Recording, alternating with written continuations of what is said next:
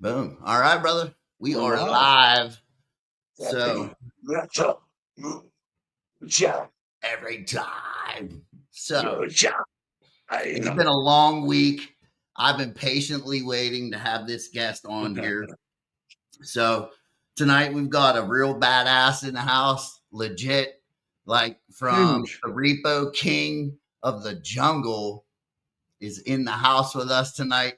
This dude is probably pulled more iron than a scrapyard has ever seen in one day. So Lifts it with brute strength. brute strength, bro. Brute strength. So I would like Brute to, strength. he really doesn't need an introduction, but you know what? He definitely deserves one. So everybody, let's bring him out. Mr. Repo Ron Shirley. Brother. Repo Ron. Did I do good? Was that good, Ron? Hey, bro, that was good and grits, better than snuff, and not half as dusty.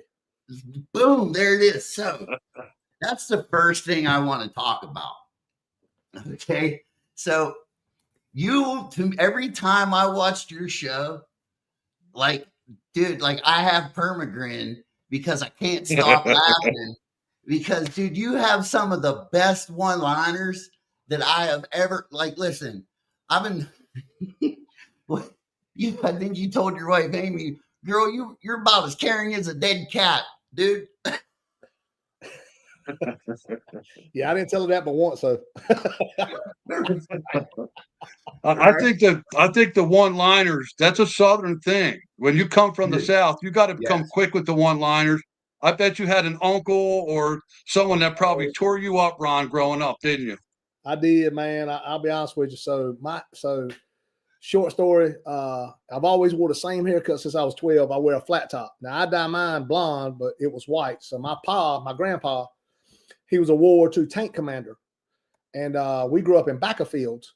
So when I was little, we'd be out in the battlefields working. He'd take his shirt off, and that mug would glisten, Bo, like a glow ball. I mean, that mug, Bo, would sparkle like a set of gold rims at a Puff Daddy concert. Like, that mug would just glitter. And so up until I was 10 years old, I'd be like, Grandpa, why you glitter? He'd be like, because I'm a superhero at nighttime. I help people. So as I get older, you learn superheroes don't exist, So I talked to my uncle. I'm like, yo, Uncle Junior, what's up with Pa? He's lying to me.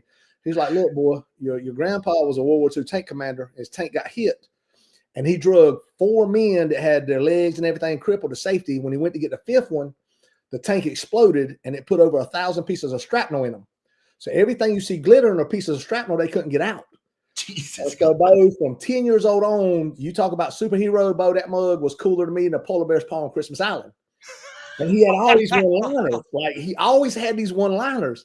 So my grandpa would never cuss at folk or yell at folk, but he told me when I was young, he said, look here, boy, anybody can tell you to do unto others as you would have them doing to you. I'm like, yeah. He's like, does that matter? I'm like, not really. He's like, but if I look at you and say even a dog knows the difference in being stepped on and kicked, will you forget it? I said, no, sir. And, Bo, that was the birth of the one-liners. Yeah. I'll tell you, one-liners can make a conversation. It can make the whole room just get comfortable. I think Right. One-liners can make a whole room get comfortable. So here's my question. So are you just like, do the one-liners come like per situation? They do. People can give me subjects and I can spew them off because it's been so many years. But I mean, bottom line is this, Bo, when you're standing out there repoing a car or you having an altercation over an impound or something, and some dude walks up and that mug, I'm talking about that mug is hotter than 40 acres of burning stumps. And you look at that mug and say, look here, Bo, you seem as bright as Mike Tyson at a spelling bee. He'll start laughing. He'll immediately start laughing. And all of a sudden, this volatile situation comes into a situation where, hey, me and him can have a discussion and make fun of each other. And next thing you know, Bo, if you're laughing, you can't be mad. I learned that a long time ago. Right. I don't care, Bo. I'm telling you, I don't care if you hotter than a piss ant's nest in a flash flood. If you start laughing, that whole situation changes. So when you're in a room and you can make people laugh, look, I'm an old fat dude. The only reason my wife's with me because I can make her laugh. I think I need to learn from that, man. I need to learn from that, Ron, big time. Because that's one of my favorite things to do with my wife, honestly, is laugh. That's one of the gifts. It's the gift of our marriage is laughter, But sometimes you get in those moments and it's hard to remember to make each other laugh because that's what grounds you. That's what brings you back to ground zero is that laughter, that friendship. And I know Man, I'll tell you, Ron. I really want to go to church with you now, man. I like what you're saying. I really do. I ain't no better than nobody else out there. I will tell you that. But I'm gonna be honest, man. When I talk God, I talk God on a normal level. Because when I saw Jesus, everything he does in the Bible, that mug ain't hanging out with the rich folks or the philanthropists or the fancy folks or the Pharisees or the Sadducees. That mug is hanging out with the regular country folks. That mug is hanging out with people that are fishing and hunting and walking barefooted. And Bo, that's what church is, man. It's just a bunch of folks getting together, loving God. So I mean, you want to come down here and go, Bo? I'll be on it like a hub on a ham sandwich. You say when? I definitely would love that. That would be huge for me. I'm in, brother. Time out. I need one of my listeners to count how many one-liners he has and give me a total at the end. We need a total one-liner count. We need a little clock up in the corner. So at the start of this conversation, though, there's got to be some kind of median in that, because I found out y'all are tattoo artists. See, I did not know that, though. And that's cooler than Eskimo's toilet seat, so you can add that one to the list. So, but see, I got this little spot here, but I got this little empty spot. It's all that's lacking on my last full sleeve. So we need to do something where y'all come down here and y'all fill in this empty spot. You're like, you can do half, he can do half. But you know, I got the empty spot. So I got two. Y'all got one. Y'all can have both arms. That's what I was just going to say. I would love to do that. That would be so much fun. Bro, you don't even understand. You don't like. Let me. Can we explain a story to you real quick? Please. Yeah. I'll let Rich tell you this, because like it blows me away every time. And it kind of give him the. I'll tell you. Speed Jason's father taught me how to tattoo. He originally apprenticed me to do tattoos. I went to school to the Pennsylvania Gunsmith School in Pittsburgh. I live out towards Philadelphia. I live in Westchester, Pennsylvania. And so I went to the Pennsylvania Gunsmith School in Pittsburgh. One of the kids I went to school with, one of the guys I went to school with, his name was Chris Miller. And he was like a long-haired, blonde-haired hillbilly that I became very good friends with and started hunting with and trapping. And he knew Jason's father. So through long talking to Chrissy, I found out that, that Jason's dad did tattoos. And for years, I had tried to learn how to do tattooing, and it never really kind of panned out for me. So I kind of moved off and was going into gunsmithing. But I figured, hey, I gave a chance at meeting Jason's father, and I did. I ended up meeting him. Chris took me down there, but this is the really wild part of the story. His father said to me, he goes, I'll teach you how to tattoo if you're willing to buy the equipment. He goes, but I really, really want to see what kind of artwork you can do first. So he goes, just go home tonight and just draw something up and bring it back here tomorrow. So I was like, all right, cool. So I went home, and there was a lot of pressure at that moment because I had never really ever drawn a tattoo before. I could draw, but I had never drawn a tattoo. So I was like, what am I going to draw? I start looking through my drawers and stuff. I found an old T-shirt with a skull on it, with a cowboy hat, Confederate flag, and a pipe. I think there might have been a bullet hole through the cap. So I was like, this looked like it would be a good tattoo for somebody. So I put the shirt up, sat down, and sketched it all up. So I thought, all right, this at least can show them that I didn't copy something, that I can draw something by looking at it. And so I take it down there the next day, and his dad was kind of a real serious guy. I mean, his forearms were like double the thickness of mine, right? Okay. And he was always tattooing like a pagan or someone serious. Like every time someone serious in the chair. So you were very respectful when you went there. And I went up, I had my drawing, and he said, hey man, come here, let me see what you got, and I handed it to him, and I was nervous. And he's looking at it, and he's looking at me, and he's looking at it, and he's looking at me, and I'm thinking, man, what's this? He gonna be mad that I drew from something else? I couldn't figure out what's going on. He goes, how did you know? And I was like, what do you mean, how did I know? He goes, this is the tattoo that I'm doing tonight. No way. I was like, what do you mean? He goes, this is the tattoo I'm doing tonight. He goes, how did you know that? I said, I didn't know it. I said, I went home, I didn't know what to draw. I pulled this out of the drawer, and this is what I drew. And he said, I've got to teach you how to tattoo now. So that's a true story. That was something that one of the energies of the world coming into play. Amazing. And then years later, before that, before I met his father, I went to a convention in Richmond, Virginia, and I had been trying to learn how to tattoo. And I went down there and I witnessed 2 tattoo artists tattooing. One was Bernie Luther from Vienna, Austria, and the other one was Guy Atchison from the States. They were young. It was a young Guy Atchison. And I'm watching these guys do these freehand tattoos. It blew my mind. Like, it was the Richmond Tattoo Convention. I think it was probably like 19 like 90 no 1989 or 1990, and I walked away from that convention so blown away by those guys. I gave up trying to tattoo. I gave up. I was like, these guys, I've never seen anything like that. So I'd only ever seen them do stencil tattoos. I figured I could do that, but these guys were drawing on the skin and doing these tattoos that were just something like you've never seen. They blew me away. So that's what I think. Then I ended up meeting Jason's father. I ended up tattooing. Years later, I did a sleeve on a female client that went down to that Richmond convention, the same national show, and won me a first place trophy at that show that I walked away from saying I could never do this. So it blows me away. Sometimes I still think about that. And that was all due to Jason's father in the beginning teaching me how to tattoo. Man, I can talk, and I am just heavy-winded right now. No, that's cool because all the old school guys freehand. And my first tattoo, I was 15 years old in the back room of a trailer from a dude named Johnny Savage. If you ever come out this way, he might be the most famous tattooer in this area, probably most of East North Carolina. But the thing about Savage, man, he's always been an independent. But that mug has tattooed every 1%er organization there is, but he always freehands. I've never seen Savage in 66 years use a stencil. And Savage is the one that did all my lick life. He's the first one to put a tattoo on me at 15. So, man, it's cool to see the old schoolers when they're freehanding because the work is original, if that makes sense. I love people. I got some great lines, man. I got some great tattoos that guys have traced out. They're phenomenal.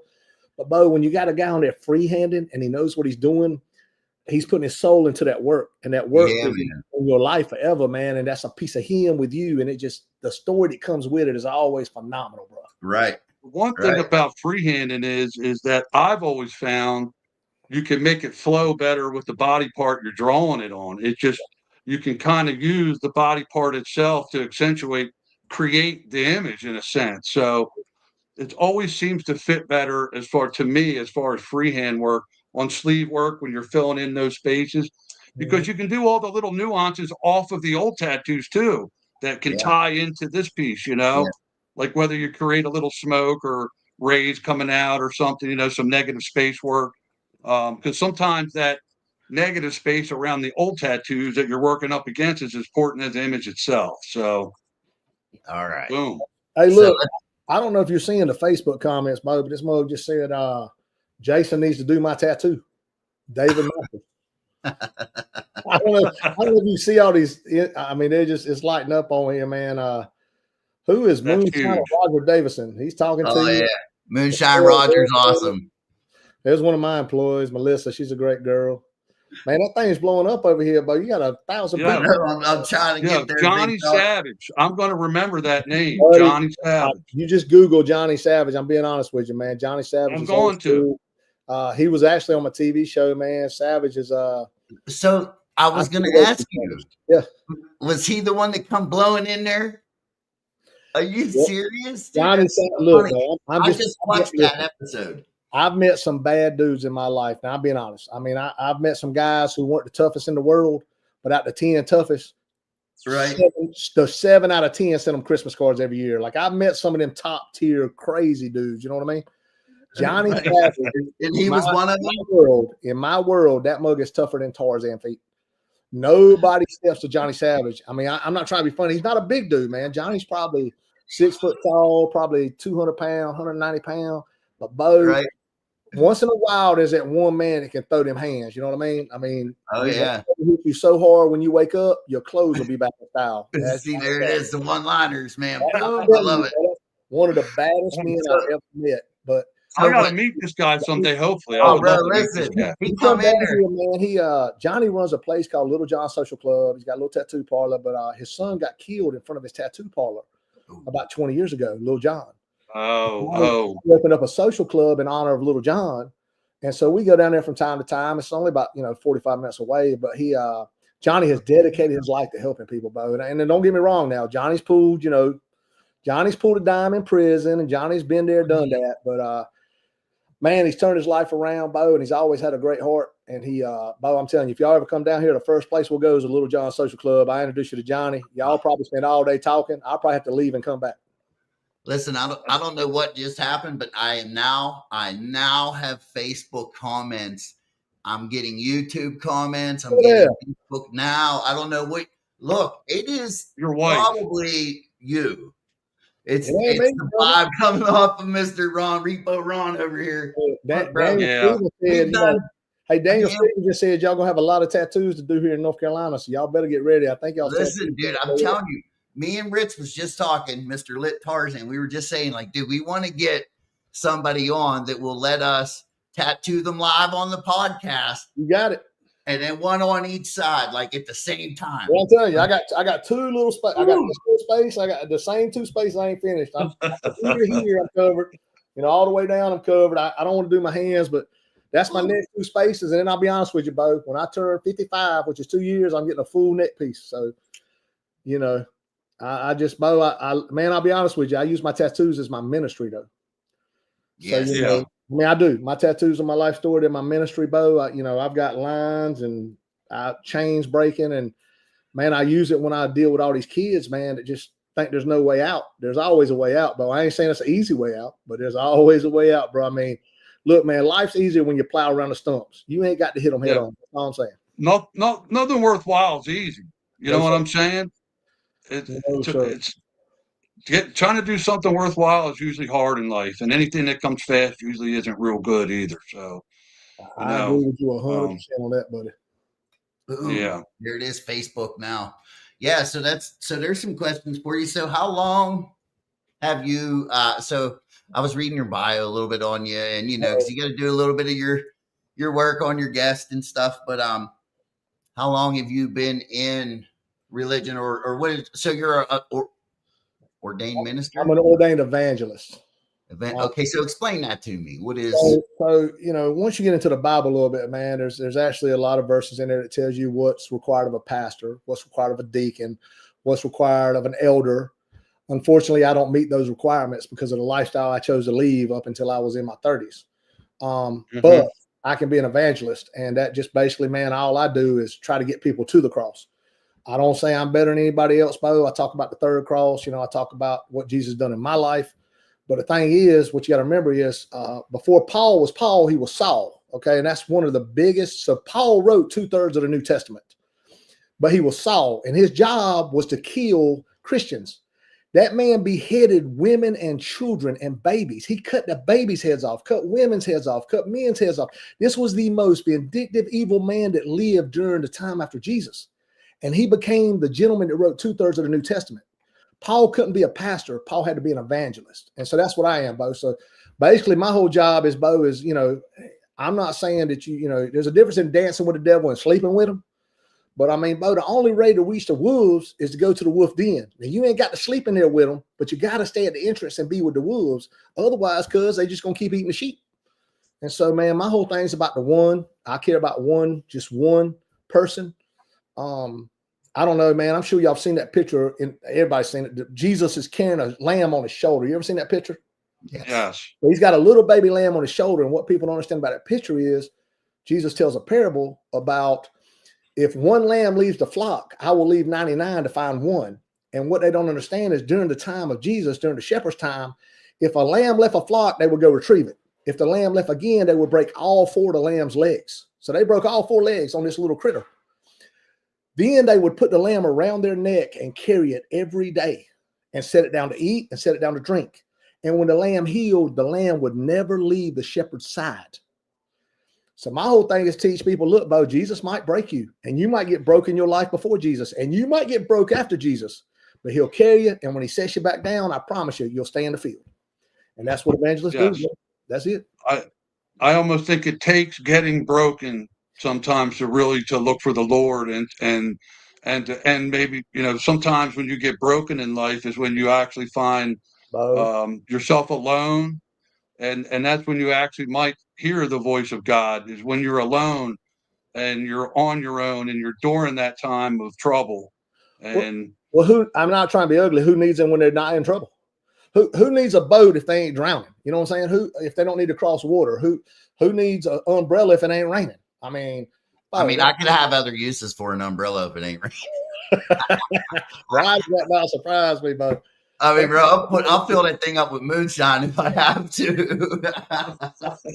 Really, though, in our life, man, and I'm not trying to be ugly. Like, how many times do we not call our friends until we need something? Like, you know, you got your little circle, but a lot of times, man, you neglect your friends, and then when something happens, you're like, "Hey, bro, what's up? Need a little help." And because they're your friends, they come help you. But sometimes we neglect things, man. And God's same way, Bo. Until that mug breaks your legs, a lot of times, Bo, you can't learn to walk. That's just some people find. My legs are a little broken right now. I've been taking care of my mother. She's she has a little dementia, and I've been taking care of her for a few years. So I'm walking with a broken leg right now. I give you. Listen, I tell everybody this. So many people I see, and Amy, we work at a lot of rest homes, a lot of retirement homes, a lot of assisted living homes, and we don't talk about it. But so many people throw their parents in these homes and walk away. Yeah. And I just never understood why a mother or a father that raised you from the day you were born and you couldn't walk and you couldn't clean yourself and you couldn't do anything and took care of you for the 5 years of your life where you were nothing. How can you take that same person in the latter part of their life and throw them away? So, man, little Tarzan, I give you kudos, bro, because so many people throw their parents away when they are no longer able to be parents. And man, it's our job, Bo. Man, when they took care of us, I agree. We take care of them, Bo. They chased the wolves away, Bo. It's our turn to chase the wolves away. This woman put a roof over my head at any time I needed it in my life. She would help me anytime. And I promised her at one point that I would fight to the end to keep her from going in a home. And it's been a fight. It's been a fight, and it still is. But I'm grateful. I'm grateful that after COVID and seeing what people went through, not being able to say goodbye to their family members, that's why I want her here, you know? Yep. That's Bo, like I said, hey, Bone. Hey, I got a surprise for y'all. Come here. Yeah. Oh, I got a good surprise for y'all. Oh, wow. I knew it. It's the boss lady herself. How are you? I'm good. Don't let her nice Nice to meet you. That little Tarzan. It's nice to meet you. Man, your is blowing up, brother. Facebook's on the side over here. Wow. Don't let her lie, man. That girl right there, meaning a rattlesnake with a loose tooth. Don't let her tell you. So listen, well, I know if she puts up with you, she must be. She got to be like quick. Listen, quick, bro. People don't understand what I got to put up with. Listen, I'm not being funny. My wife's grandma was 100% full-blooded Cherokee. Her grandpa was 100% Irish from Ireland. That's why she's redheaded. She's a licensed mortician, an MMA fighter. Bo, she's they'll never find a body. She's the only redhead I know that can tan and look Brazilian. Okay. What can I do? I can't step out of line. Hold on. I bet you can. All day. Is it hard to deal with? Like, I'm sure you've heard every one-liner this man has. Yeah, I put ice pick in my ear so I don't have to listen. I'm telling you, but I'm going to tell you what, from what I've seen and watched the show, she is a firecracker, dude. That's her nickname, Bo. It's on the back of her neck. You know, most people don't realize she's a world champion powerlifter. At one time, she held 24 state, national, and world records. At 444 pounds, she squatted 551, benched 350, and deadlifted 450 at one meet. At 144. You said that. What I wanted to ask. No. You said 444 pounds. 144 pounds. Okay, I just want to make sure you said that right. What I wanted to ask you and Amy about was martial arts. I saw that you folks are involved in martial arts. I took Taekwondo growing up. I know some Hapkido. I did do a little jiu-jitsu, but I really don't know much jiu-jitsu. I know more striking and kicking and I've done some competing with that myself. So I was big into martial arts when I was young. I think Gabe that he did some of the Gabe does Tito, well. He did Little Heptito, Bullets. and my other son does Krav Maga. Krav Maga. Oh, Yeah. yeah, that's Yeah. Amy was I a did, Brazilian jiu-jitsu and Muay and Thai. Muay Thai. Yeah. Yeah. So I either want to Dude, Muay Thai. That's what I want to do that now.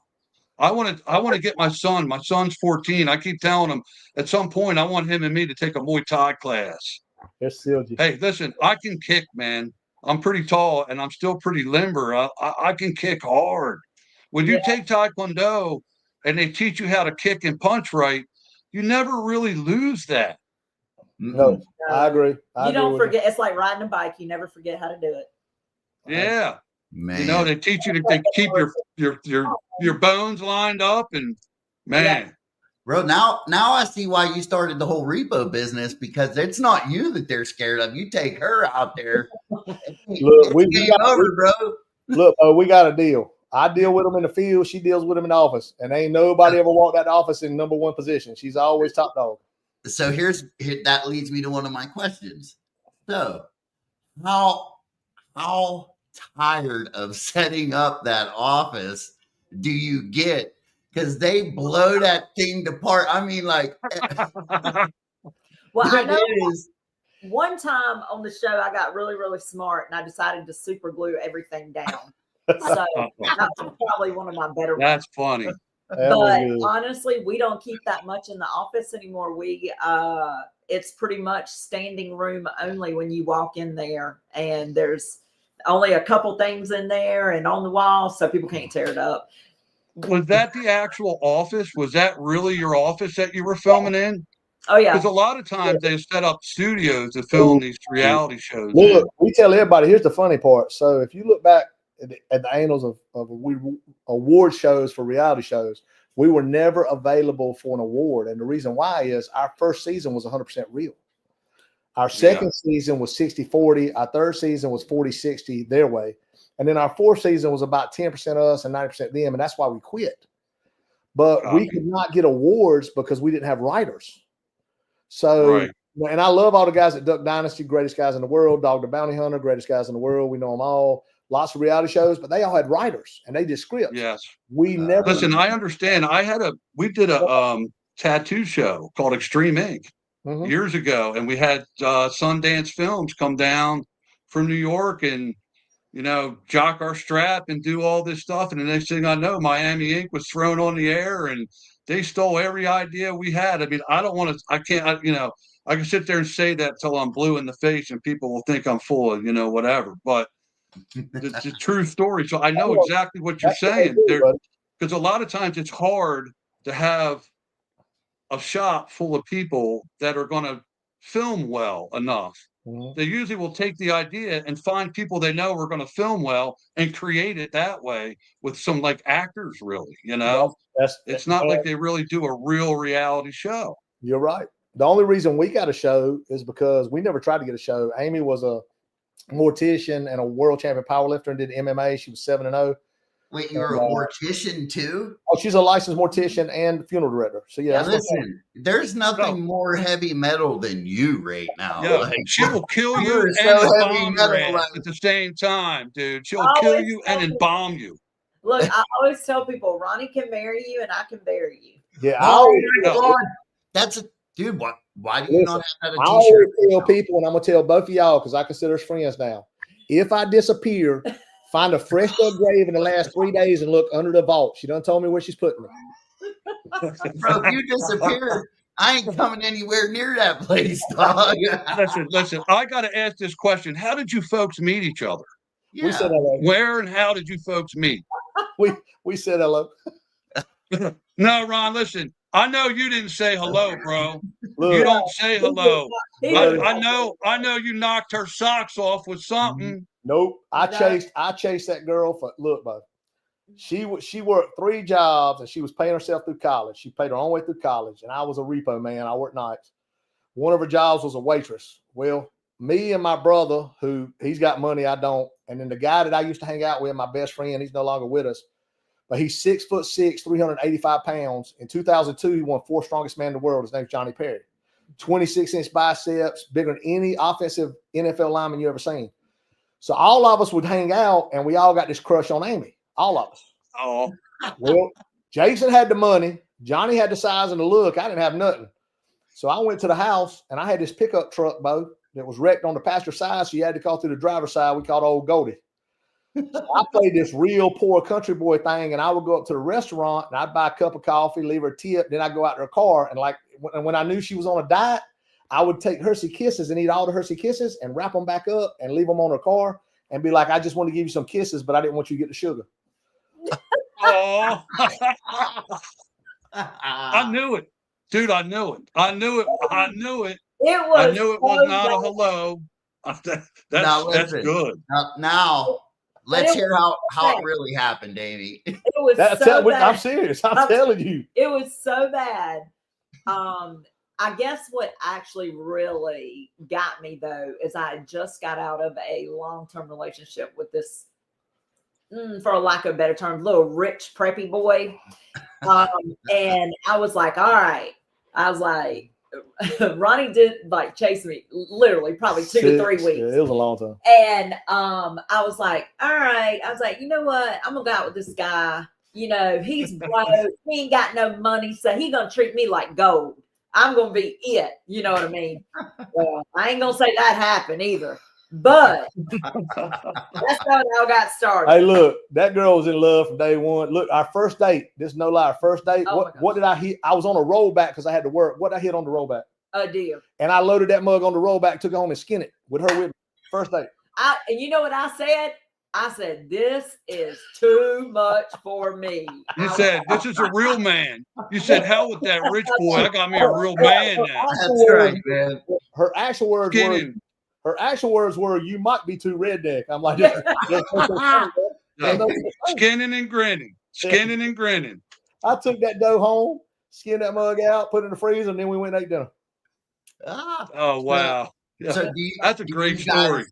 Do you guys hunt? Do you both hunt? Oh, yeah. Yes. I'm more a gun hunter. I mean, I like bow hunting.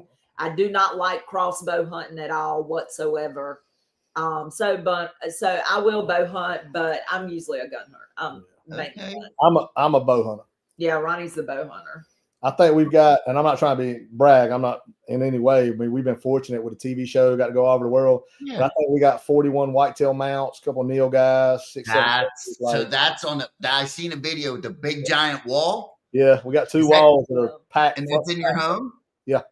Bro. Hey, Ron, is that your favorite game to hunt? Whitetail deer? You know, it used to be, and this is going to blow your mind, man. As I got older. Turkeys now. You nailed it to the T, buddy. You know, here's the thing, man. That is a normal, natural progression. For some reason, guys that are big into deer hunting eventually, because here's the thing. People don't understand how exciting turkey hunting is. And how people don't understand if turkeys could hear, you'd never kill them. Yeah, I'm being honest. They got but man, the funny part is, I love duck hunting. Don't get me wrong, love duck hunting to death. But I'll be honest, man. The only time I'll shoot a deer now is if I want some jerky, because I like other people to kill deer. I've got so many big mounts. But about 6 years ago, we caught a little deer in the yard, and we brought her in the house and raised her. And it turned out to be a buck. I thought it was a doe. It turned out to be a buck. So then we called him Twix, and he got about a year old. He was still living in the house. The mug was potty trained, would go outside and use the bathroom, would sleep on the end of our bed. Are you serious? Like a dog? Like a dog. And my dog, Amy's dog, loved him. They were best friends. And so the first time he started growing some little horns, I was like, all right, we got to move him outside, let him go free, and he'll stay around the house. And as we were carrying him outside, man, my son dropped him and broke his front shoulder. And whenever you break the deer's shoulder, there is no healing it. There's just over. And so we had to put that deer down. And since then, I have had the hardest time deer hunting, and it's just something. I guess we get older, we get a little. So I went to turkey hunting because I'm gonna go ahead and tell you about it. 5 gobblers walk out, 5 gobblers gonna eat lead. Like, I don't have a problem shooting a turkey. Yeah, well, a turkey's eyeballs is big and his brain's about the same size. So, like, the deer can come up and look you in the eye. It's a little different shooting a deer. But there's nothing like watching a gobbler come in and strut. It's just a beautiful sight. And honestly, man, we eat here at this house. We eat everything we harvest. We waste nothing. So, people get upset about hunting, and I get that. But, man, we were raised on a farm. Like me and my brother was so poor, we rode double on our stick horse. I mean, literally. And you know, bro, we raised and killed everything we ate till I was 12 years old. But I didn't have a new pair of shoes till I was 10 years old, and that's no lie. And hey, that's how America was. People grew up hunting rabbits and shooting squirrels, and that's how they lived. They don't get it. It's like forming you. You know what I mean? That's what you're made of, dude. You know, like I feel like, so both of my parents are gone. You know what I mean? So like when it comes time for hunting questions, like my dad was an archery hunter, I would ask him everything and we'd be into it.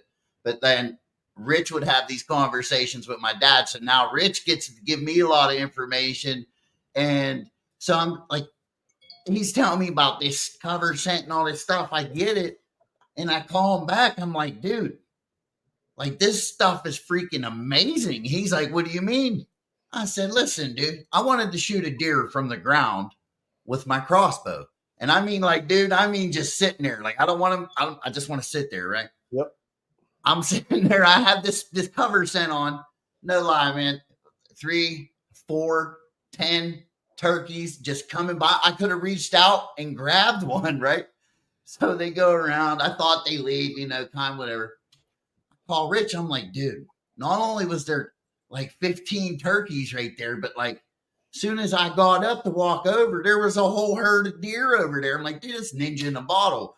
But like anything he tells me now, like I can go in the woods and not even kill a deer because I seem to have the problem with that last year, and come out of the woods and still be happy that I had an amazing, like, I'm like, dude, that was the best time I ever had.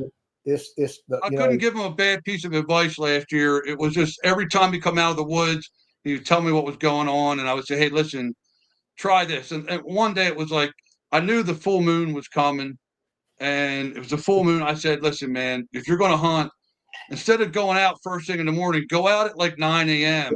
and hunt till like 1 in the afternoon. Hunt the middle of the day. And he comes back, man, the biggest, hugest buck came by me. And so I couldn't give him a bad piece of advice last year.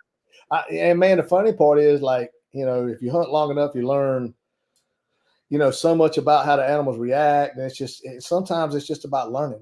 I tell everybody, killing and hunting are two different things. Yep. Man, the best stories I have in my life are me and Amy hunting, or me and one of my boys hunting, or me and one of my girls hunting. You know, we went on duck hunt trip this year, Bo. Took all the youngins and got stuck in the Maryland Bay up there in the Eastern Shores in 5 inches of ice. Like not to made it back, busted a hole in the boat. But buddy, I'm telling you what, man, I've never seen a hunt like that. Like we limited out in 2 hours. And when I say limited out, we were picking what we want to shoot. When 10 ducks would come in, we'd be like, hey, the second one's a Drake canvasback. Let's take that one. And so for 2 hours, we picked our shots. And man, you know, it wasn't about the killing the ducks. It was about the story, how it happened, the ice freezing up. And that's what mattered, man. The ducks are great. They tasted great. But it's, man, hunting's all about stories and camaraderie, hanging out with your buddies. Y'all like hunt, man, y'all holler at me, man. Some days I'm about as useful as an ashtray on a motorcycle, but I'm in. I'll go. I'll go. Well, we're definitely going to be planning on doing some hunting with the show. We're going to put a couple things together. Can I just come out and hang out with you for the day and write down all your one-liners? One-legged duck swimming a circle. Go ahead, Amy. Not if it drags one wing. But anyway, a one-legged duck usually swims a circle. Yeah, you can come out anytime y'all want, brother. I'm just saying, I want to write all your one-liners down and just hang out with you all day, dude, because they come so freely. I love it. Look, like when we get off of here, send me your addresses. I got a book out. Man, you're going to hate this, and I'm so sorry. I got toe phones. I'm so sorry. You got it. But send me your address. I'll send you my book. It's got 1,000 Ronisms in it. What state do you hunt mostly, Ron? Do you mostly hunt North Carolina now? Mm-hmm. You guys got a lot of turkeys down there? You know, where I'm at, we don't. You go east, we do. The turkeys, the county I'm in is the worst county in North Carolina for hunting, 100%. Okay. But it is the worst. But, man, I tell you, we still kill them every year. We have a good time, man. We think about turkeys, most people don't understand, and you will. Just because they ain't gobbling don't mean they ain't coming. You just got to be patient, you know. Yeah. You call a turkey, he might be vocal, he might hint up. 2 hours later, that mug come right on to you, you know. So, yeah, you know, that's why I love turkey hunting, man. the whole time you're sitting in the stand, you can whisper, hang out, man, I just have a good time. And I'm that guy now. I'm going to tell you, if we hunt together, I'm going to pull pranks. Don't let me catch a black snake because that mug will be in your packet. I promise you. I'll have him in your coat. So, I ain't hanging out with you, dog. I'm just telling you, I'm a prankster, man. I love know.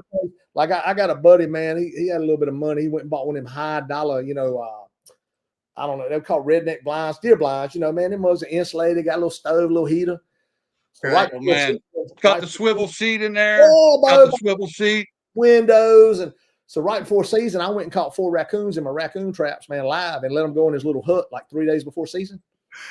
Oh, brother, opening day was the best day I've ever had because I was like, hey, man, I'm just going to walk with you to your stand and I'm going to head to mine because I'm hunting a climber. But we get to his stand. I'm out there trying to video, Bo, that mug in the pitch dark. Bo, that mug come out the front window, fell 8 feet. Are you serious? Look, man. Well, I'm telling you, that mug would have rather slid down a mountain of razor blades naked into a pool full of rubbing alcohol and get back up there with them coons. Oh. Oh, man, dude. That is. I'm that guy, so you got to watch it, man. You got to watch me if we hunt together because I will come at you. Listen, I know this. No, I have some pretty funny ideas as far as filming and hunting too. I because back in the day when we were hunting down in Texas, like we told these guys that this monkey was coming into the feeder, and like first they're like, nah, it had to be a raccoon, and I was like, no, man, I said the thing was swinging from the poles, and my buddy almost spit his food across the table. We had these guys believing that there was actually a monkey coming in the feeder because we took like a picture. We were filming. You would have think they said, don't you have a film of it? They never asked us if we filmed it. We took a picture of the feeder and had a buddy like Photoshop a baboon under the feeder, and we showed it to them, and they believed it. Dude, So what I wanted to do, costume. Yeah, right. I wanted to get a monkey that was a fake monkey that looked like it was shot, but that would scream. So you tell the guy, hey, man, I shot this monkey. He'd be like, no. You're like, I did. It's over there. Isn't that a song? Have him. Who shot the monkey? Hey, look, people don't understand, though. Hunting Texas is not like hunting anywhere else in the world, bro. No. That's a whole nother type of hunting down there. Dude, it was probably the funnest time I think I ever had in my life. Like hunting Texas, buddy. Yeah, no, they're insane, bro. They're like 70 miles an hour across the field. Shoot!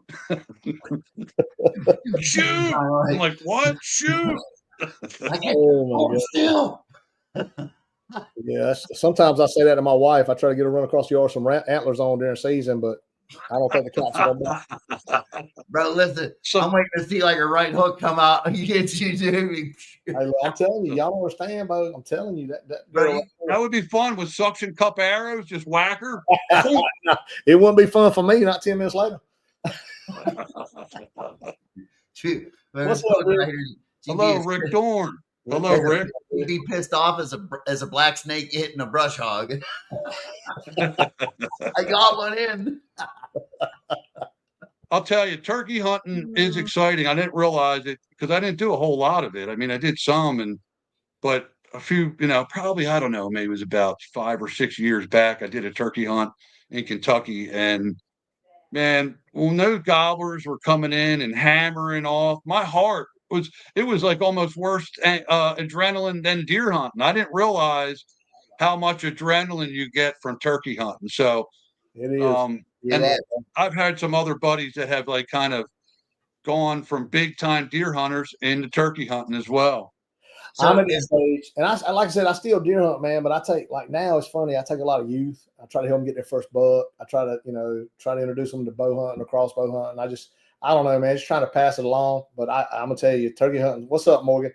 Turkey hunting's got my heart, bro. It's just, and the bad part is down here. It's only 4 weeks. Christy says she got turkeys in her yard all the time. I got turkeys in my yard. Jason, come on, man. We need to hunt your yard. Yeah, we got a turkey in her bed. Gobble, gobble, wife. Hey, look, listen, thing, Christy. As long as you don't call the law, we can show up anytime. Hey, now. Well, look, Bo, don't even try to hate on me. You make moonshine for a living. You can't say nothing, but no, you can't say nothing. That's right. Bro. We'll call it deprivation permits, and you provide the refreshment. And here's the funny thing. This is gonna blow your mind, man. So I don't drink anymore. Quit drinking a couple years ago. But everybody in the world that I hang out with drinks, and my daddy is a moonshine connoisseur. And I know people drop names. I know people drop names. Everybody drops names. But my uncle grew up knowing popcorn. And we were in Maggie Valley every year for 2 months in July every year. And when I say he knew popcorn, like only so many people go on Popcorn's Mountain. You know, he had a dirt floor at his house. Yeah. So we had to stay at the gate because we weren't allowed to the house. But man, I can't tell you how many bottles of Popcorn's moonshine my daddy drank growing up. So you've had like experiences growing up with moonshine and so from where you're from, you ever heard of Percy Flowers by chance? No, I haven't. Down this way in Johnson County, North Carolina, the biggest moonshiner was Percy Flowers. When you go to the mountains, it was Popcorn. The Popcorn was the king at the time. Okay. But here east, it was Percy Flowers. So Percy Flowers made all the moonshine, and a guy named Frank Holden financed all the moonshine. Now, if you ever heard of First Citizens Bank, the way First Citizens Bank was opened is Frank Holden had one branch, financed all Percy Flowers moonshine, and opened up branch after branch after branch after branch. So he made all his money. Oh, wow. Well, the person that ran Percy Flowers moonshine was my great uncle Red and my pa, the guy I was telling you about. So I remember being 6, 7 years old, man, down in Johnson County at the Ice House, which is where they had Friday and Saturday night poker games. And so when I was 6, 7, 8 years old, my pa would pay me, and they tip me 5 cents for every shot I take to the table. So if you want a shot of moonshine, it was part of the house. I take it to you, tip me 5 cents. You know, I make $1, $1.50 a night, and we talking back literally 48 years ago. And so you know, $1.50 back then, bro. I mean, Cokes were 10 cents. I still got the 10-cent Coke machine in my room in here. And so, you know, I thought I was getting, so I get on about 8 or 9, 10, you know, growing up a little bit, kind of figuring out. And I know where Pa kept the moonshine. Well, in that 10-cent Coke machine is where he kept the moonshine because it stayed ice cold. Yeah. You know, I started stealing a little bit here and there. I mean, it's my grandpa. What's he care? And I would pour some in little jars and I'd take it home and I'd try to sell it to my little buddies, 10, 11 years old. You know, I'd make me a couple dollars. And I remember going in there, I'll never forget, but on a Friday night, look at it, Daniel knows Johnson County had moonshine. So I went in there on a Friday night. I'll never forget. I was 10, 11, and I had the key to the Coke machine. They were all busy, and I opened the Coke machine. I cracked it open. I'm like, all right, I'm going to get me about half a bottle. And I stuck my finger in there. Well, have y'all ever seen wolf rats? The wolf rats, you know what a rat is. Yeah, it's a big New York subway rats. Oh, yeah. Okay, yeah, I know what you mean. Out here in the country, we got them New York subway rats, but they're wild. They call wolf rats. Them mugs be, no lie, them mugs be a foot and a half long. We call them river rats. Okay, so they don't have the mouse traps, they got the rat traps. Them mugs dude. I stuck my hand in that freaking Coke machine, Bo. And I'm telling you now, I kid you not, Bo. Bo, I was hotter than the devil wearing velvet pants on Halloween night, sliding down a greasy log backwards into a pool full of fire because it caught all 4 of my fingers on my left hand and broke all 4 fingers. Oh. And I went to screaming, yelling, and my granddaddy come in there, and after he beat the brakes off me for trying to steal the he pulled the trap off my hand, duct taped my hand together, and told me to get my little AWS to work. Damn. I'm not, Bo, at 10 or 11 years old, I promise you this. Since that day, I have never stole as much as a piece of gum out of my wife's purse.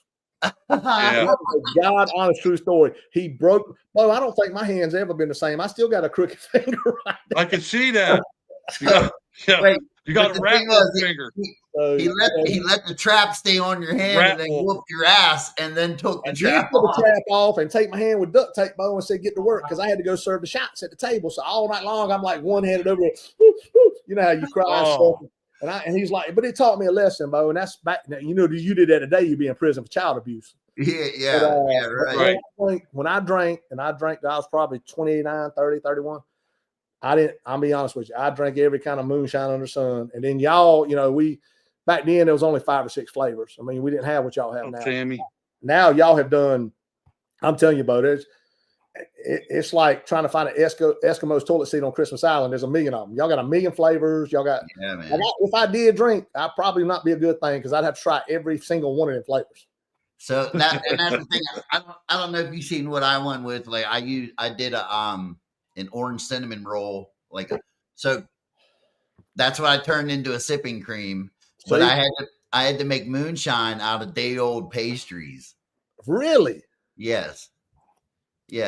So doing that, I was the finale episode for Shiners this year. So, you know, when I seen you at the event for the kids, yep, I got to talk to JB Raider for a little bit. Oh, JB's man, bro. Like I'm getting goosebumps thinking about it, dude, because like JB Raider was like the last on the list of like icons for me to meet. Like, dude, even hanging out with Tater, like I knew he was here, you know what I mean? Like they all good. JD is the last of a dying breed, my friend. Dude, JB Raider was telling me these stories about him and Popcorn.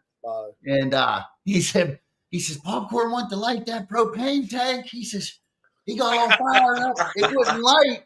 He said he come back like 5 minutes later. Well, he never shut it off. He said he went to light it. He said, God damn, that thing blew Popcorn something clean across the room. And the bad part is that's probably 100% true story. And exactly, dude. Because I was in tears. I'm like, we're back to cooking, bro. That's the stuff I want to hear. That's the kind of shit that I like. Like, look, I will tell you this. I don't know if you've heard this story about Maggie Valley. You know much about Maggie Valley? Oh yeah, I've been there once. Well, that's where Popcorn's from, and over in that area. And when I was little, I used to hear stories about him every time we go down there. But I heard one time the old revenue was after him and caught him downtown and gave him, I don't know how much it was, man, gave him whatever a court was back then, 10, 20, whatever dollars. Popcorn said, all right, I'll be back in a minute. Well, Popcorn always delivered his moonshine in shoe boxes. I don't know if you know that. Yeah, I've heard that. Yeah. So he used to deliver it. So now you know I ain't lying to you, Bo. You know, yeah. I can tell you my eyes might turn brown some days, but it ain't because of lying. Look at that. Hey, Bo, Grayson is on here. Y'all know Grayson? See that guy right there, Grayson, my guy? He's awesome. I just said hi to him. Bo, that mug right there will make you laugh like a mule chewing on Bumblebee. Dude, they let the dog go on him, bro. That was great. That mug is the funniest cat I've talked to in years. I'm telling you, Bo. I mean, I'm not kidding, Bo. That mug, if you will follow him on Facebook and watch that mug right there, Bo, that mug right there, you'll feel like a hyena watching hippies hula hoop at a hemp fest. Like that mug is up, son. So, I'm definitely going to get on there. You need to follow him, Bo. He is a phenomenal. And look, Bo, that mug is down home. Like, you know how you hear about the good folk? That good folk. But anyway, Popcorn was serving in a shoebox. He come back down to the town and handed the guy a shoebox, and the guy's like, all right, get ready to arrest him. Open it up, and we wanted Popcorn's old pair of shoes. And I mean, that was Popcorn, brother. That was the kind of guy he was. He was that smart. So, you know. Right. Raider ain't that more, you know, he was up there for all that, Bo, and them old timers just ain't here no more, man. And that's what I miss is some of them old timers, you know. Yeah, so, man. See that? Yeah. That was like it's sad when they go away, when them old timers go, because I'm telling you, they keep it real. Yeah, dude. See, it was funny because like he was telling me, he's like, listen, I tell Popcorn, I ain't lighting that still. I'll run it. I'll make it. By God damn it, you got to start it. So Popcorn would be like, all right, he'd start the still, right? He said, and the next thing you know, God damn it, Popcorn will be gone. I said, well, where'd he go, JB? He said, every time he'd go to town. He's like, here I am making all this moonshine for me. Go to town. Well, think about it. It's brilliant because if they see him in town, they don't think he's making moonshine. That's 100%, Bo. I mean, who would, you know, I mean, that look, people don't realize that mug, look, I mean, I'm not being funny, Bo. Like if you met Popcorn and you didn't know him, you would think that mug was, if done was dirt, he'd cover half an acre. You really would. You'd be like, I can measure that mug's IQ with an all yardstick. But Bo, that was one smart dude, man. Straight one smart. Amber. Yeah. What's up, Amber? Bo, y'all two got all kinds of people on here, man. I've been watching them go through. Like y'all got tons of people on here tonight. Like y'all. Listen, Joe, you brought them. Yeah, Ron, it's huge, man. We are very lucky. We are very lucky to have you on here, man. I watched your show years ago. I feel so lucky right now. You have no idea. Listen, man. I tell everybody this: quit watching gay porn. If you watch my show, man, that's not good for your eyes, buddy. It's not good. What did he say first? You heard about me and Bobby, right? We're making a new show. Are you really? No, you ever heard that show Crack in the Creek? I mean, Brokeback Mountain? We're going to do Crack in the Creek. Yeah, that's on that. You probably don't want to watch that either, though. Nah. I guess you're not selling those episodes at the church. Oh yeah, we are, Bo. We are. We're just gonna go to the rainbow churches.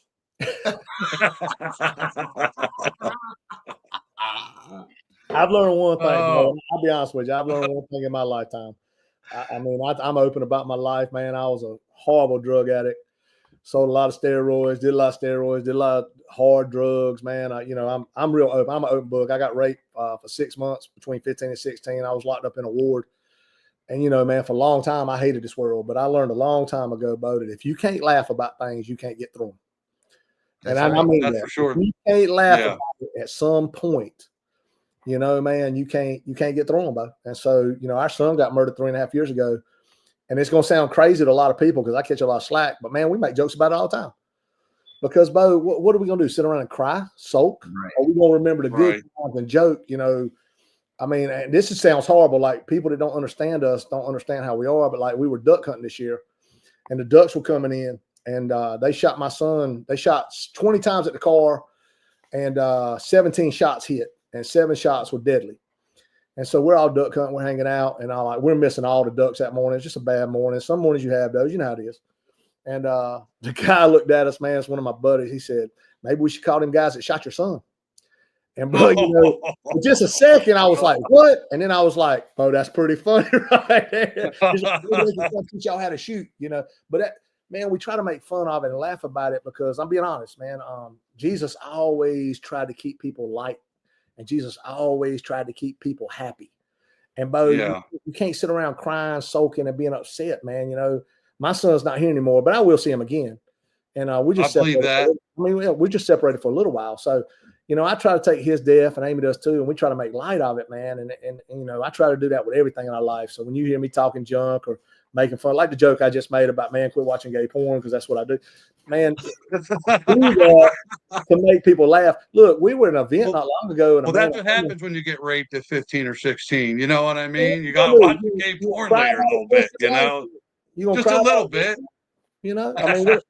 I'm saying though, why am I going to cry about it? But look, me and Amy were at a meet and greet a couple weeks ago, and a guy and a girl walked up, and the guy, she didn't know who I was. And the guy's like, oh, I've been watching your shows. Gosh, I love you. And she's like, what do you do for a living? I'm like, I'm a European gay porn star. And he thought I was serious, Bo. And she slaps him and throws a drink in his face and leaves. And I have to chase this dude's old lady down the street to convince her that I do reality TV.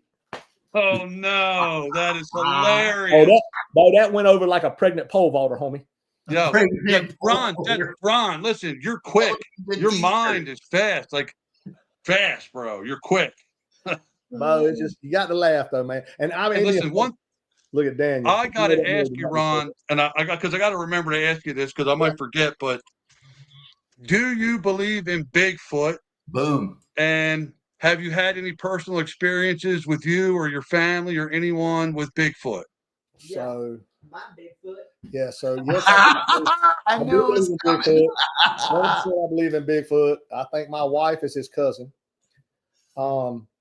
That being said, I ain't had any personal relationship with that mug, but I will tell you this. I wouldn't be Bigfoot's cousin. I'd be Big Butt's cousin. Butt, yeah. I like big butts, and I cannot lie. So I will tell you this, Bo. If there is a Bigfoot, that mug is the world champion at hide and seek. Now, I'm gonna leave it right there. Yeah, I've been replaying my whole life, but I promise you, if there is a Bigfoot and anybody can find him, it would be me and some of my buddies or some of y'all. But yo, you want to go with us? Let's go. Will you go? Yo, I'm in. We want to go looking sometime. I'll look, man. We'll plan it out. Turtle Man been chasing that mug for 7 years, and all he's done been hit with a rock or something. I mean, listen, we'll tattoo it. We'll tattoo Bigfoot on all of us, and then we'll go look for him. I'm in. Just know if we find him, we killing him. Oh, I'm in. I'll shoot Bigfoot. I'm in, Ron. Ron, we're killing him. If we find him, I don't care if he's the last of his kind, Bo. That mug's going extinct. That mug's going to become a Mayan Indian. Is all I'm saying. They're going to find traces of them laid out in the woods, and that's it. Listen, I just want to do one thing. I just want to play one game of paper, rock, scissors. That's it. Yeah, I would love to see you sit in front of Bigfoot and play paper. You go right ahead, Bo. That's going to go over like a turn the punch bowl, but you go right on with that. You hit that on up there, buddy. Hey, listen. Here's the thing. They You might say want you to take can some polish a skin shirt. I gems say or that's something. bullshit. You can roll it in glitter. Because here's the thing, whether, it would be more about the trip. You know what I'm saying? We could definitely do some tattooing on the trip. Hey, Hunting for Bigfoot, that would be a lot of fun, man. you let me know, brother. Look, man, I'm telling you. Look, Daniel Okay. Stevens. Wait, I here mean, you go. No, I'm telling you, I'm all over that mug like a hobo on a ham sandwich. that's top on my list. Ron Shirley Yeah. looking for Bigfoot. That's top on the list, You Jason. don't know this Daniel Stevens guy. You know him. Which one is that? That's the Is big that guy him? that was he The put on. moonshine dude? Yeah. Oh, now I know it. Because just a minute ago he's talking about midget porn. Now he's talking about Bigfoot porn. But now I get it now. I understand. I'm sitting here going, Bo, I can't see his picture, but I'm like, who is this cat? All Next right, thing you so- know, it's Bigfoot with a midget. That's So the- do you remember that's the there. band that played for the kids? Yeah. Yeah, I know exactly who he is now that you said it. I know His exactly. wife is the singer. I was sitting there going, well, I really don't respond to this guy because he might get offended. Like, Grayson said he had a Bigfoot tattoo. Grayson's got a Bigfoot tattoo. I don't want to ask where because that's gonna get Grayson, ugly. where's your big? Oh, I want to go Bigfoot hunting and already. Where's your tattoo at, Grayson? That's the key Yeah, to whether you can go with us. And if you say it's below the waist, you're lying. Yeah, Grayson, we're not believing. Grayson, look, Bo, it's one thing about life. If you Men don't, lie look, about sizes. that's not true. That is true. That is not true. Mhm. That is. They that is- don't know. That is not. Let me ask you I'm not something. gonna say nothing else. That's right, because you know what's getting ready to happen. I'm gonna be quiet. You know. I'm gonna be quiet. You think they've ever had any Bigfoot drives? Like, how they do deer drives with like 30 guys? Yeah. They do like Bigfoot drive. They shot each other, man. Right at nighttime. Hey, If you gonna do a everybody's Bigfoot driving drive, with you better like be taking some stun guns because you know infrared. somebody getting shot. You're right. Somebody would shoot somebody with doing. His arm. Do Right. what? What'd you say? Oh, Somebody, what did you say, Ritz? I was saying somebody would get shot if you did a deer drive, like if you did Bigfoot drives, because somebody would come walking out and somebody would think it was Bigfoot. I mean, that would just inevitably happen. You couldn't. He's right. You couldn't do Bigfoot drives. You can't do them. Here you go. This guy right here, man. Western North. Hey, you guys are in the same. You're in North Carolina, right? They're in North Carolina. We need to go. I know where we need to You go. want to take them snipe hunting, don't you? We need to go snipe hunting. That's what snipe, I'll take y'all snipe hunting. No, I ain't sniping. You ain't leaving me nowhere. No way. I'm the youngest, so I know all about that. The first thing you do with the city folks, take them mug snipe hunting. Bo, Listen, you got to break them in quick. Hey, you would come here, you would be like, whoa, you're definitely not city. Hey, when you say turkeys, dude, listen, I go out last year, I could see my house from my tree stand, right? Literally, it's like right across the road. I'm sitting there one day and I ain't seen no deer. I pull my phone out. I start hitting a turkey, like on YouTube turkey calls. Bro, worst thing I could have done. It was a battle getting out of my tree stand because there was at least 65 turkey. Dude, crawling. Listen, I have that same problem every year at Amy's family reunion. No, you didn't. No, you didn't. Oh my God. Hey, look, we got to take Grayson with us if we go Bigfoot hunting. I don't know if y'all look, that mud done got the Bigfoot tattoo. He does. Oh, absolutely. He's gone for sure. We got to take no. And he's got a UFO in it, man. you got to tighten the tattoo up for him. You got to put some feed into that mug. Yeah. That's a Bigfoot trip and do UFOs is another subject too. We don't really touch on that here much, but that's another thing. I'd like to believe in that too, but I want to see one. I got to see one. Yeah. They're gonna have to. Well, I used to not think there were chupacabras till I saw one. So my God, stop! Listen, I didn't know what a chupacabra. My friend says it all the time. Chupacabra. But Bo, I don't care what nobody says, and you call what you want, but them mugs are real. I done seen one. It is a Where real did you thing. see It's a dog or something like. The one I saw was some type of dog that had mange or something, but that mug looked like a demon dog that had big teeth and vampire and was drooling. and I didn't want to get close enough to him to have any type of personal conversation. So I disappeared like a fart in a whirlwind, brother. I was gone. As soon as he come out, I was out. 27. I'm in the whirlwind. What do you mean you believe in Donkey Kong? Yeah, you're the southern end of a. No, Yes, you are. Okay, we're on a live feed. If I'm Donkey Hey, Kong, does Amy have any good, like, what's her favorite? What's your favorite one liner you like to give him? Oh yeah, what is your favorite one line? None of them. None of them. Way too much. Not yours. Do you have a favorite one liner? She got some. She used some of them. Hey, Ron. Yes, how did you come up with lizard lick towing? And that's the like name. When you lick the lizard, is that like licking a toad?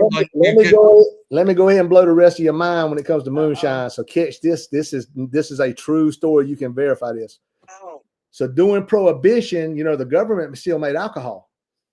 Most people don't know that. So they were storing it up. Okay. So the government, there's a swamp in Lizard Lick. Okay. We're a crossroads. We're an unincorporated crossroads. So there's a swamp. So the government opened up a big still in Lizard Lick. They had like 14 stills or 13 stills, and they paid a man to walk around these stills with a big cane and beat the lizards off. And so he ended up on his cane, he wrote the words Lizard Liquor, L-I-C-K-E-R.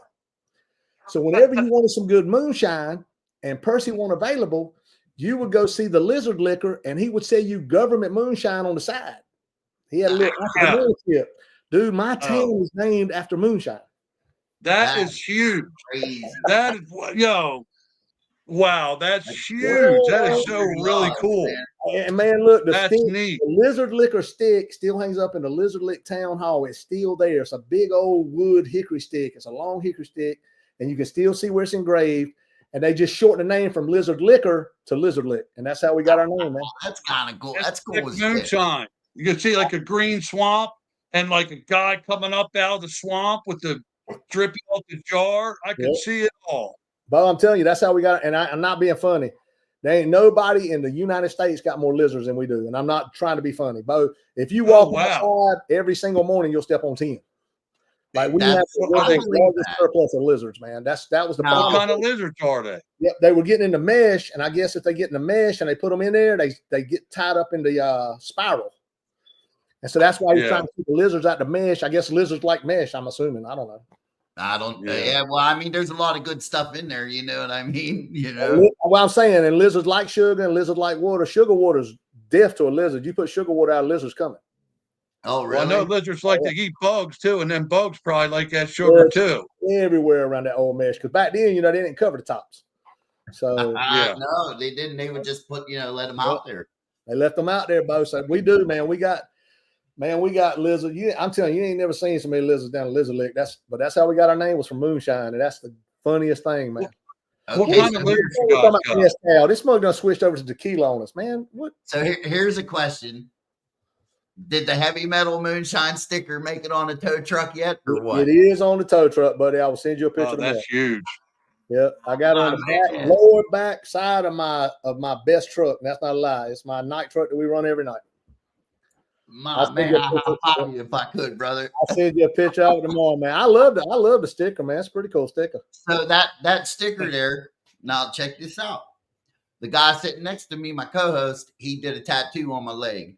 And what the tattoo represents, so I had a problem with not lizards, but a mud wasp went in my worm, impacted full of mud. Right?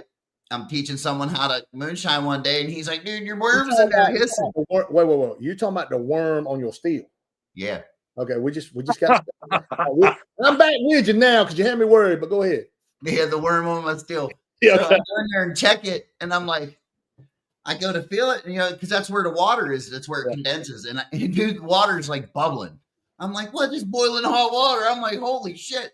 So I go around to the front of the steel to shut it off.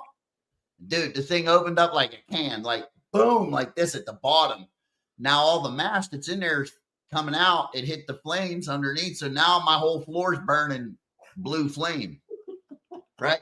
I got my two buddies in there. I'm like, hey, man, go get me something to put these out with. The one dude come back with a trash can that didn't have no bottom in it. legit, no bottom. The other guy come back with a bucket that had like 10 holes in it. I look at him like, you guys just want to piss on it? Like, see if we can get it out? Like, so no lie. Sounds like some of my employees. What? Yeah, right. I literally went into my garage. Luckily, I get these 3 big barn doors. And they were open. In there, zero air. The oxygen was gone from the fire. So what I have tattooed on me is this, but a little bit different. Okay. So that's the logo of the steel blowing up. But what I did was I put my tattoo picture that Rich did on me. I put it in Chat GPT, and it helped me come out with that. Oh, that's sweet, Bo. I know nobody has that. I'm just learning how to use Chat GPT. Like, Bo, I'm a little bit behind, but bro, you want to do something fun? I'm learning how to use it, man. Take a picture. So, that's what I've learned. I did that this week and let that mug roast me like 4 times. Oh, I'm having a ball with it, Bo. Bro, it roasted me and you together. It was the greatest shit I ever seen in my life. Oh, my wife's back. I was going to say I want to send a picture of my wife's sister in there, but yeah, I can tell you guys have a wonderful relationship, man. Listen. That is awesome. No wonder she's so strong, man. She got to be to kick your ass. Yeah, but that's all that humor and the fun, and it's wonderful. People in a marriage, right? One's always right, the other's always the husband. Y'all know that, right? That's right. Men are always right. I know. Oh, no. Oh, one's always right. The other's always the husband. I like that. No, I'm just kidding because mine's not sitting here. I can say that. Oh, hey, you know what? The major cause of divorce? What? Marriage. Me. So I've been with my wife for a really long time. Like, we've been together for over 25 years. Like, that's good, man. I think I was 22. I'm 45 now. So like, we've been together, but we've only been married for like, I don't know, 14 years. You better know that answer. Maybe 9. I don't know. I had to go upstairs and look. You better know that answer. So listen, on that note, Mr. Ron, I thank you for letting us talk to you. Have a good conversation, man. Thank y'all for having me on, buddy. We got to get tattoos and do Bigfoot hunting. I'm in. Listen, dude, we're going to do it. All that. I'm 100%. I'm waiting to read that book with all your. You send me your address, I'll send you the book, Bo. It's got this no lie. It's got 30. So it's got 30 stories of my life growing up, which I'm gonna tell you. You're gonna think they're lies, is he not? Yeah. But Bo, them mugs, I'm telling you, Bo, them mugs are all 100% true. And when you read them, you'll be like, this redneck is stupid. Listen, I love that kind of stuff, dude. That's just because you're just a person just like me, man. You know what I mean? You got good stories. You're gonna be like, this country boy. I mean, Bo, you just gonna think I'm nutty in a squirrel turd. I mean, you really will. Like, that mug's nutty in a porta potty at a peanut festival. But it's got 1,000 Ron-isms. It's got 30 late real life stories. I'll send both y'all a book, man. Y'all read them and use them all you want. Hey, man, are you going to be here? Are you going to be at Maggie Valley? I'm planning on being up there the week after. Are we going to? She said no. No, she just can't give it. She can't give out the dates. That's why she's shaking her head. We ain't going to Maggie Valley. I have to send you that on a text. Hey, listen, I'm just saying, if I see you there, it'll be great. Oh no, when we come to Maggie Valley, Bo, we'll hook up. That's when my daughter got her name. That's my daughter's named after Maggie Valley. Yeah. Ah, really? Okay. Yeah, Maggie May Manhattan Shirley. So Maggie for Maggie Valley, May for Grandma. She was conceived in Manhattan, and then of course she's Shirley. Super Shirley. So. I'm not going to be able to sleep tonight, man. I'm rammed up right now. I'm all fired up, bro. Yeah, Bo. Just you take your 2 shots of that heavy metal moonshine, Bo. To cock you. Who said that's what I'm going to have to do. Real quick before we get off, man. Melissa Warren's on here. That's one of our girls that run our office. Great girl. And Robbie Horton's on here. And Robbie Horton is our night guy who puts up with all the crap when I can't. So, all right, Robbie. Want to get him a shout out, man, because that mug. Now I'm telling you, Bo, that mug is. Nuttier than squirrel turd. No, I'm gonna tell you, he's like a 3-eye steel tooth dog at a hubcap factory. If you send him after it, that mug, I'm telling you, he's like a rubber beak woodpecker in a petrified forest. He gonna get rubber beak woodpecker. He gets her done. Do it, brother. So I just want to tell them thanks for tuning in. Of course, Mason too, man. I like I said, love Mason and Daniel. Thank you, man. Thank you. It was But thank you huge. for having me, brother. Awesome. I was appreciate you, beautiful. brother. Hey, good talking to you, man. Stay in touch, fellas. I will. Thank See you you. soon. Later, y'all. Later. Later. Peace out. Peace, brother. I gotta pee so bad right now.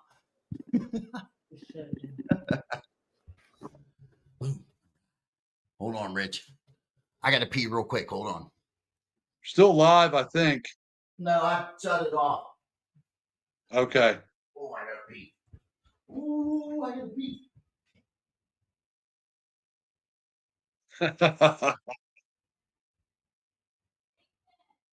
That was a lot of fun, man. That was so cool. I don't think I would have stopped.